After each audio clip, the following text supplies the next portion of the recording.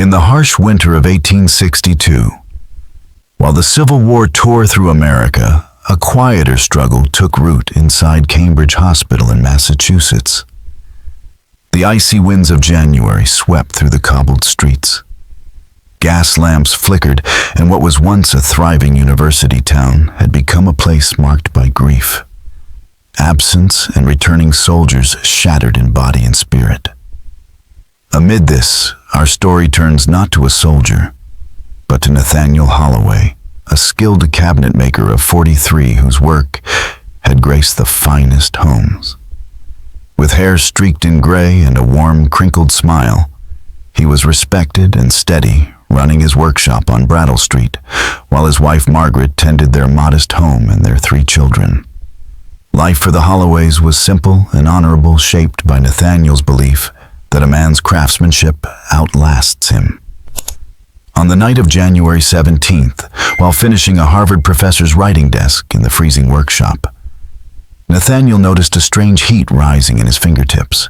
At first he dismissed it as fatigue, but the sensation followed him home, where over a late meal with Margaret, he described the odd burning warmth that came from within rather than on the skin. By morning, the pain had worsened. Though his hands looked normal, it felt as if they were being consumed by invisible fire. Margaret sent him to Dr. Caldwell, an experienced Cambridge physician. Caldwell, puzzled by the absence of any physical cause, suggested rest and prescribed a cooling salve, calling it a kind of nerve irritation, perhaps worsened by the war's strain. But the remedy did nothing. Over the following days, the burning climbed from his hands to his arms and shoulders, so intense that Nathaniel could no longer work or sleep. His family tried to manage as his condition grew dire. When fever came, Caldwell insisted on admitting him to Cambridge Hospital. The short carriage ride was agony, and by the time they arrived, Nathaniel was half delirious, mumbling about unseen fires. The hospital, a red brick building, now overwhelmed by the war's casualties, smelled sharply of antiseptic. There a nurse recorded his case as a mysterious neuralgia, with fever of unknown cause. Nathaniel was placed in a bare room in the West Wing, where Margaret was allowed only brief visits. Dr. Everett Porter, a younger progressive physician, took over his care the following morning, noting that the man's torment seemed to come from a source as no one could see or explain. Porter stood at the foot of Nathaniel's bed, careful not to get too close, and asked him to describe the sensation. "It burns." Nathaniel gasped, his face contorted. "From within, like my blood has turned to fire," Porter wrote in his leather journal without looking up. "When did this begin?" 8 days ago.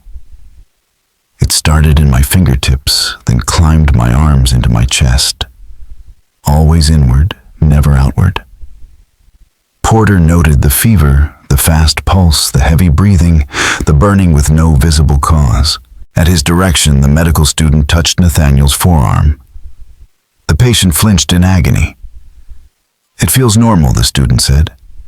"No heat, no swelling, nothing unusual." Porter's eyes narrowed as he spoke of a disconnection between what the body shows and what the man feels. For 3 days, Nathaniel endured tests that led nowhere.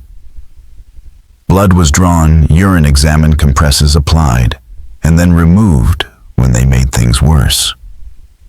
Laudanum dulled his mind, but not the fire inside him. Porter treated him as a puzzle, his suffering as material for a paper that might make his name. They ruled out typhoid, malaria, rheumatic fever. Nothing explained the agony. Other doctors were brought in. One spoke of a new form of neuralgia. Another could not explain a burn with no visible wound. A third suggested the body itself might be turning against him. Bromides, cold cloths, mild electrical shocks, tonics, all failed. The burning spread deeper into Nathaniel's body, each day more vicious. Then, on the 4th day, Nathaniel whispered to Nurse Winters that he smelled something rotting. She smelled nothing. By evening, even Porter could not ignore the stench. Pulling back the blanket, he pressed gently on Nathaniel's abdomen, and to his horror, his fingers sank as if the flesh beneath had turned to wax. Nathaniel screamed, not from pain but from terror, as Porter's finger came back slick with a foul fluid. "What's happening to me?" Nathaniel cried. Porter stared at the ooze, scraped some onto a glass slide, and said, "Your skin remains intact, but something inside you is liquefying." "I'm melting," Nathaniel whispered. "That word isn't medical," Porter answered, "but yes, your tissues are breaking down, as if you were decomposing. But I'm alive. How can I rot while I'm alive?" There was no answer. He ordered stronger laudanum and had Nathaniel moved to an isolation room reserved for the dying. It was a larger room, but dim, with heavy curtains, a screen to block him from view, and a crucifix watching over the bed. In that room, Nathaniel Holloway began to rot from within. His skin held, but inside he became a vessel of decay. The burning now understood as the agony of a body devouring itself. Porter's notes from that period remain in the hospital archives, written with clinical fascination, February 3rd, 1862. Patient Holloway presents with rapid internal decomposition while remaining externally intact. No known illness explains this phenomenon. Intravenous fluids kept Nathaniel alive, but solid food was impossible for him to swallow. His case became a nightmare paradox, burning without fire decay, without death. Porter's notes grew increasingly clinical as the days passed. February 5th, 1862. Fluid drawn from the abdominal cavity under the microscope showed cells breaking down as if from days-old decomposition. Yet Nathaniel was conscious, aware, and able to speak. Every tissue sample looked like it belonged to a corpse. February 7th. A consultation with Dr. Harrison of Harvard Medical School led to speculation about an unknown parasite or pathogen that might be consuming the living body. But cultures from blood and tissue revealed nothing. Tests continued as Nathaniel's body betrayed him, cell by cell. What the notes failed to show was the human cost. Nathaniel endured every second of the pain, fully aware of the horror happening inside him. The burning never stopped. The stench of his own rotting flesh followed him everywhere. At times delirious, he rambled about visions of places and inventions no one could understand, names and events far beyond the present day. Porter found himself unsettled by the strange clarity of these ravings, even as the nurses dismissed them as the combined effect of fever and laudanum. Margaret still came to him 5 minutes a day, hidden behind a vinegar-soaked mask. She spoke of their children as if those words could pull him back. Thomas had finished the Jensen Commission. Elizabeth's skill in mathematics continued to astonish her teacher, Middle. James drew pictures for his father and asked for him every night. She placed one of those drawings where he could see it, and though her eyes watered, she smiled through the smell and the despair. By mid-February, the case had drawn the attention of Dr. Thaddeus Montgomery, the hospital director, a man more concerned with appearances than patients. In his polished office, Montgomery confronted Porter, voicing complaints from patients and staff about the odor and whispering rumors. When Porter explained there was no sign of contagion and that Holloway's condition was unique, Montgomery pushed for what he called a humane end. We must consider what's best for him and this institution. He set his meaning clear. Porter refused, standing by his oath. Montgomery's response was cold. Then perhaps the army would make better use of you. Though Porter kept his post, he lost any sense of control over the case. That same day, Nathaniel was removed from the ward. His new room was in the hospital's basement, next to the morgue. It had stone walls slick with damp, a heavy door, no windows, and a single gas lamp. It was no longer a place of care, but a holding space, a place to wait for the inevitable. In that room below the hospital and away from the world, Nathaniel Holloway's slow, conscious decay continued his suffering hidden from those above. Nurse Winters, whose compassion had survived where others had hardened, volunteered to remain at Nathaniel's side when he was banished to the basement. "Someone must care for him," she said simply. Would we leave any soul to suffer alone? Her duties had little to do with healing now. She brought laudanum to dull the fire, eating him alive, changed sheets soaked with the fluids leaking from his failing body, and read softly from the Bible when his mind was clear enough to hear. Medicine had stopped trying. All that remained was waiting. Porter came every day, his journal filling with observations as the horror advanced. February 19th, liquefaction now involves roughly 70% of the body. Skin holds but has grown translucent, stretched thin over dissolving organs. Patient lucid despite heavy laudanum, and the burning sensation is unrelieved. I have no explanation or remedy. February 23rd. Internal breakdown now so severe, major organs are nearly gone, replaced by a fluid mass.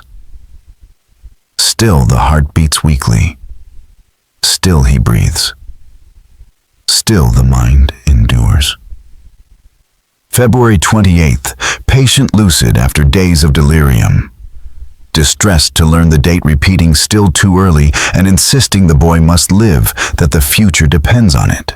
Almost certainly laudanum-induced confusion, though oddly specific.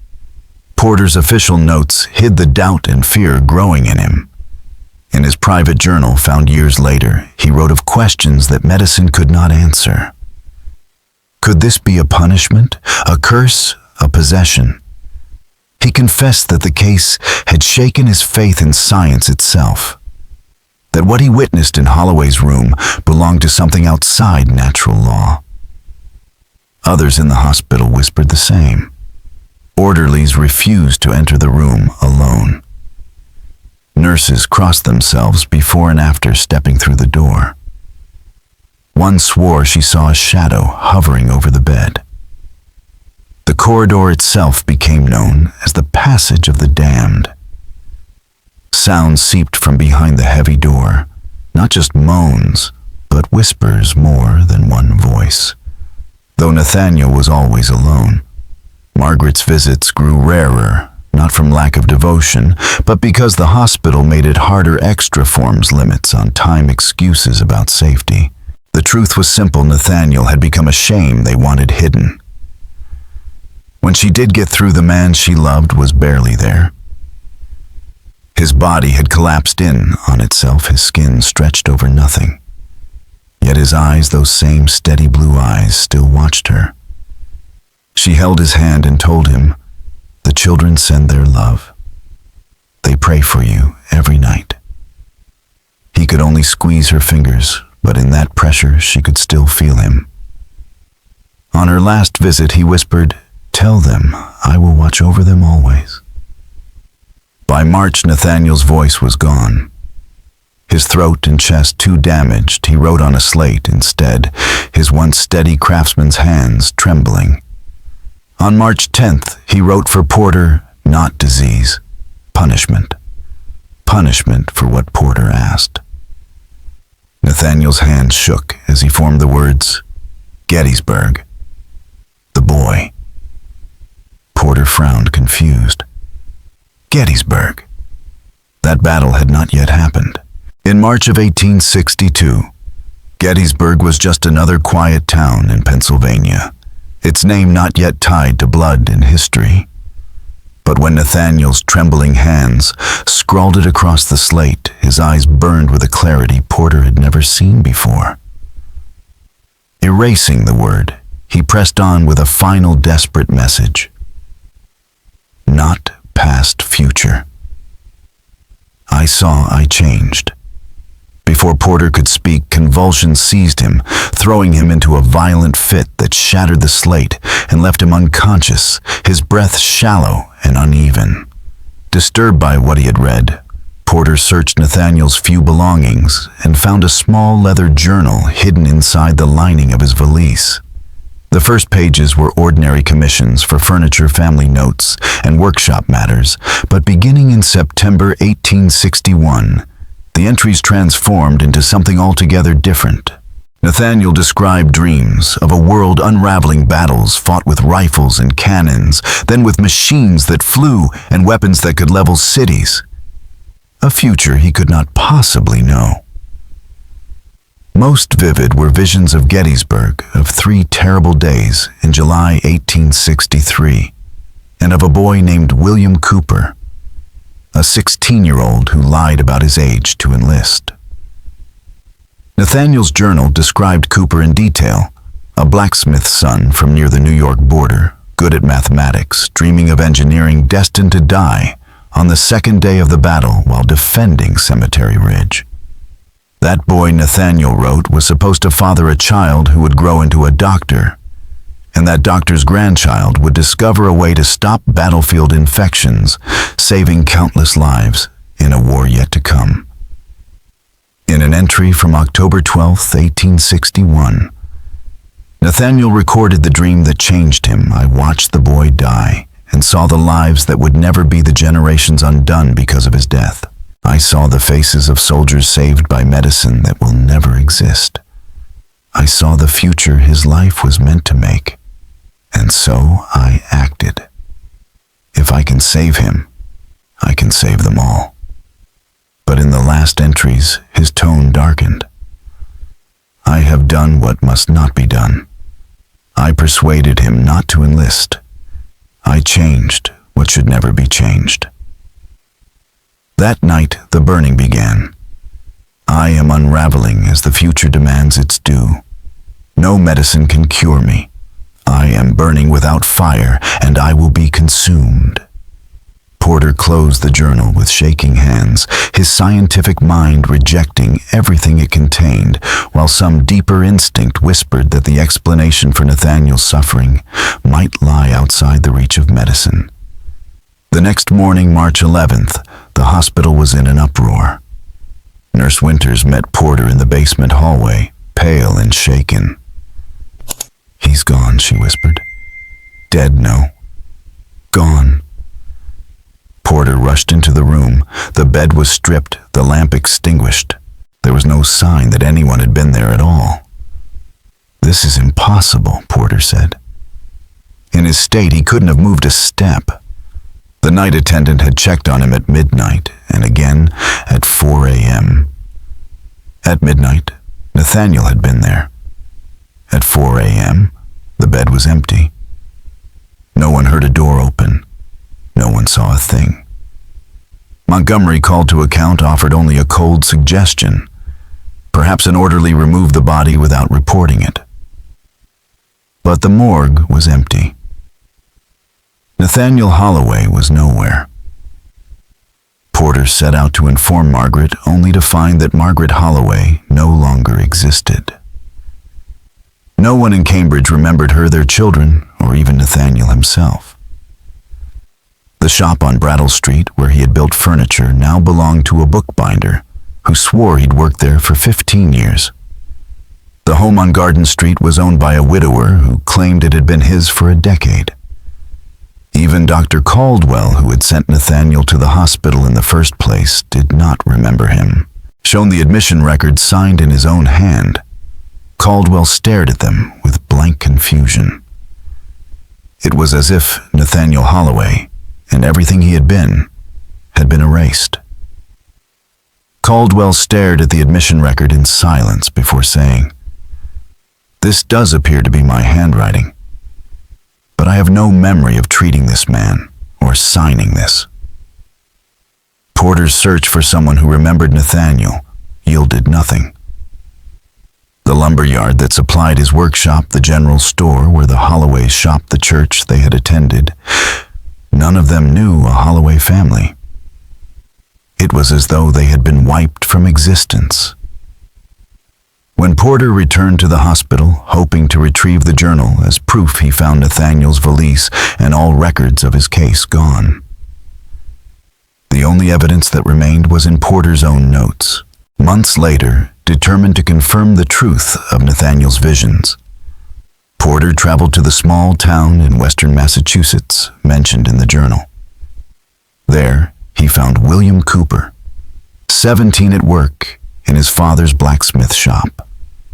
Asked whether he had plans to enlist, the boy explained that a stranger had visited them the previous autumn. He told such terrible stories about war that I lost all desire to join. He knew things he couldn't possibly have known, personal things. My father said I must stay at the forge. That man saved my life. Pressed to describe him, William said tall, salt and pepper hair, kind eyes, hands like a craftsman. He called himself Nathaniel. When Porter asked if he had seen him again, William shook his head.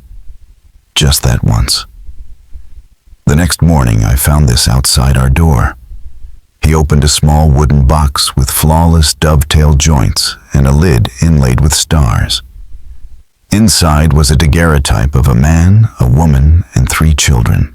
I don't know who they are, William said softly, but I keep it because of what he did for me.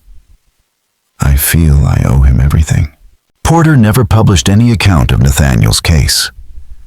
No one would believe a patient who burned without fire, rotted without dying, and then disappeared along with all memory of his existence.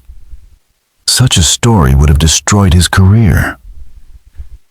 Instead, he kept a private journal detailing everything he had witnessed. After resigning from Cambridge Hospital in 1865, Porter opened a small private practice focusing on the kinds of cases other doctors dismissed. Over the years, he became known among a small circle as a physician willing to face mysteries that medicine could not explain. Dr. Everett Porter died in 1899.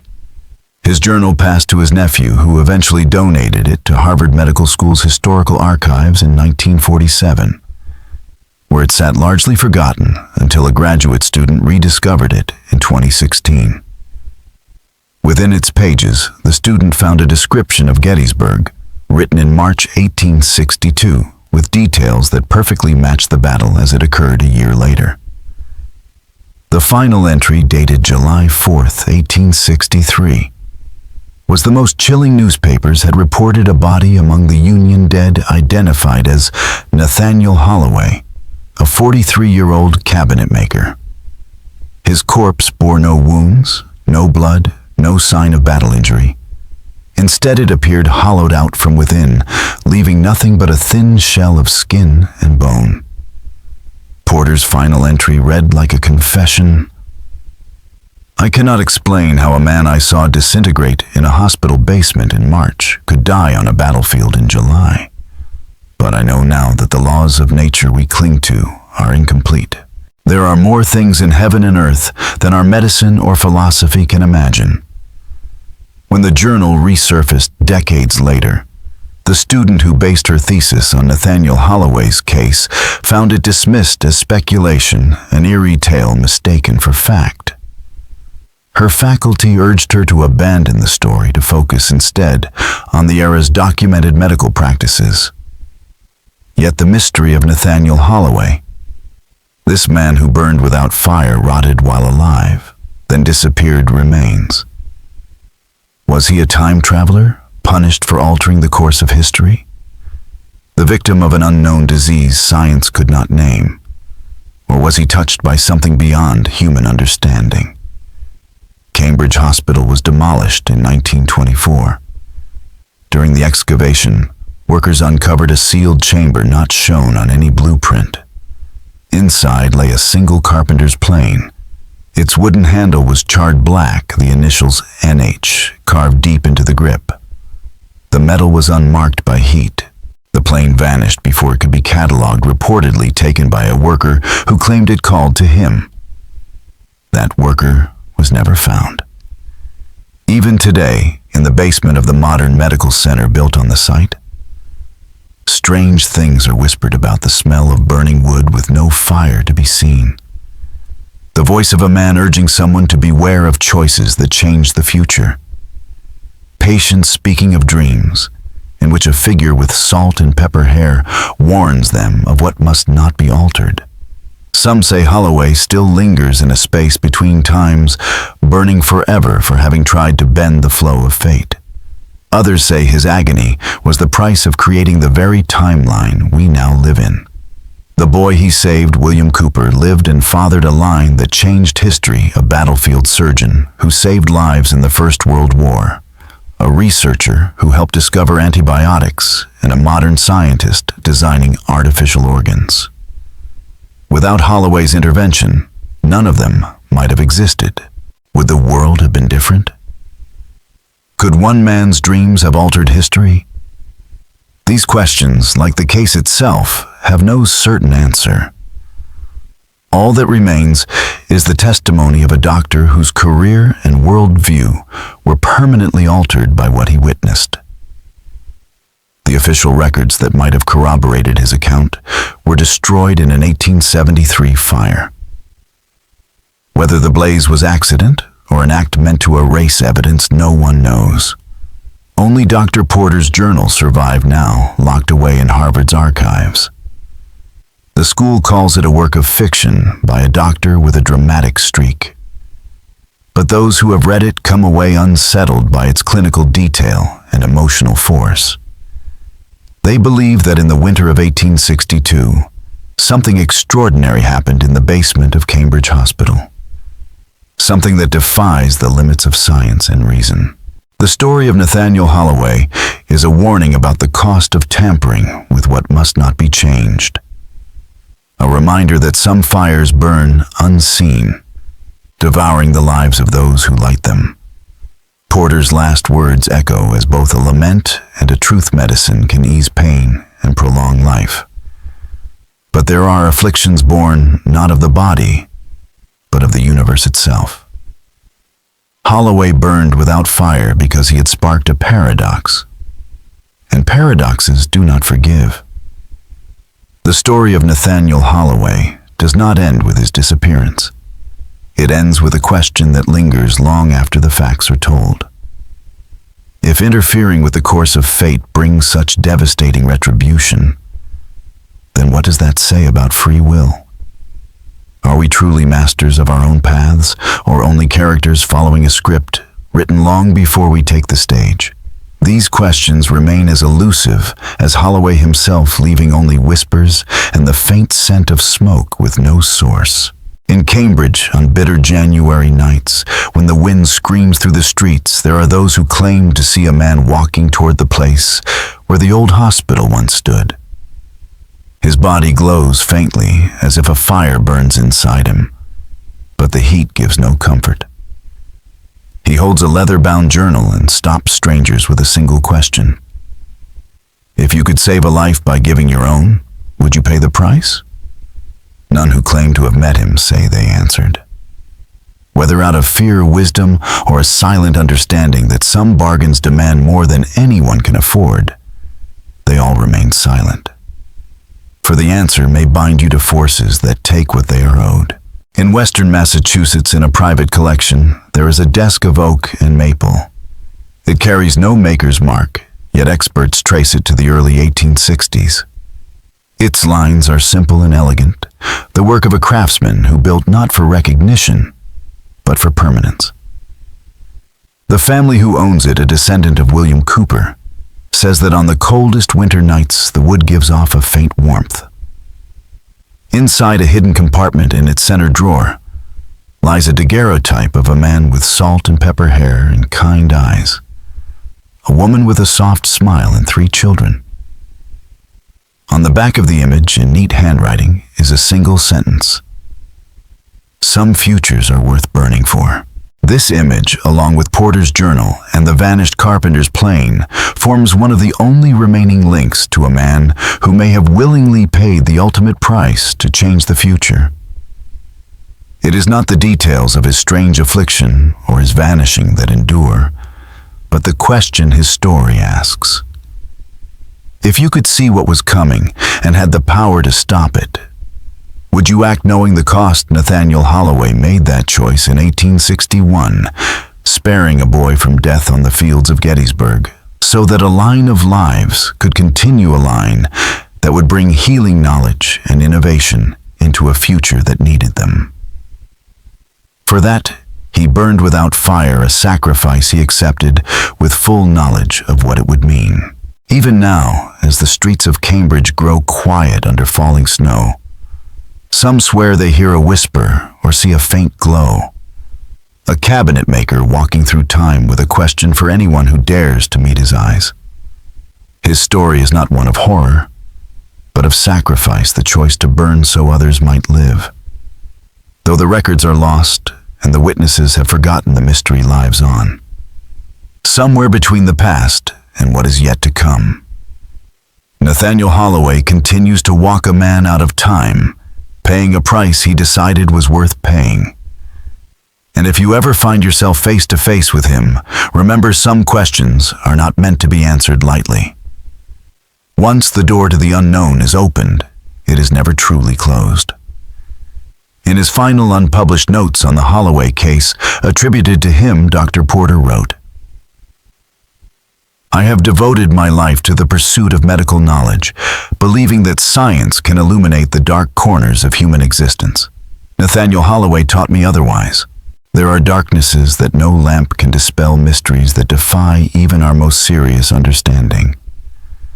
I do not know whether he was a hero or a fool, a saint or a sinner. I only know that he suffered as no man should suffer, and that his suffering was perhaps more important than all my years of medical practice put together. For he burned to save another, while I stood watching the fire burn." Today, at the modern medical center that sits on the site of the former Cambridge Hospital, doctors and nurses work without knowing what happened there in the winter of 1862. Yet there are nights, cold January nights, when the ancient heating system stirs and strange things happen. Staff talk about the sudden smell of burning wood, of warmth radiating from the walls, from unknown sources, of whispering echoes in the empty corridors just before dawn. The future is not fixed. The future is not free. The future purchased with eternal flame. The story of Nathaniel Holloway, whether viewed as a medical impossibility, a temporary disturbance, or a moral lesson, is a reminder that there are scientific frontiers that have yet to be crossed, and that there are costs not paid in money, but in flesh, bone, and eternal flame. For once a door to the unknown has been opened, it can never truly be shut. In what is believed to be his final unpublished note on the Holloway case, Dr. Porter wrote, "I have spent my life in the pursuit of medical knowledge, believing that science could illuminate all the dark corners of human existence. Nathaniel Holloway taught me otherwise. There are shadows that no lamplight can dispel, mysteries that defy even our most disciplined understanding. I do not know if he was a hero or a fool, a saint or a sinner. I know only that he suffered as no man should suffer, and that his suffering may have mattered more than all my years of medicine combined. For he burned to save another, while I merely observed the burning." Today, in the modern medical center that stands where Cambridge Hospital once stood, doctors and nurses go about their work with no knowledge of what happened there in the winter of 1862. Yet there are nights, cold January nights, when the ancient heating system stirs and strange things happen. Staff speak of the sudden scent of burning wood, of warmth radiating from the walls without a source, of a whisper echoing in empty halls just before dawn. The future is not fixed. The future is not free. The future is bought with fire that burns eternally. The tale of Nathaniel Holloway, whether seen as a medical impossibility, a temporal disturbance, or a moral lesson, remains a reminder that there are boundaries science cannot yet cross, and that some prices are not paid in coin, but in flesh and bone and in endless fire. It also carries a lesson for anyone who listens, that true courage is not in avoiding pain, but in choosing to endure it for the sake of others, that every action carries a weight we may never fully see, and that the power to change destiny comes with a cost that no one else can bear for us. As you close this chapter of the ghastly journal, ask yourself, what future would you burn for? And if the burning came, could you endure it? Nathaniel Holloway did. And perhaps somewhere in that space between what was and what will be, he burns still a solitary light in the darkness, a warning against tampering with the threads of time, and a testament to the strength of sacrifice. The meaning of his story, like the choices that define our own lives, is yours alone to decide.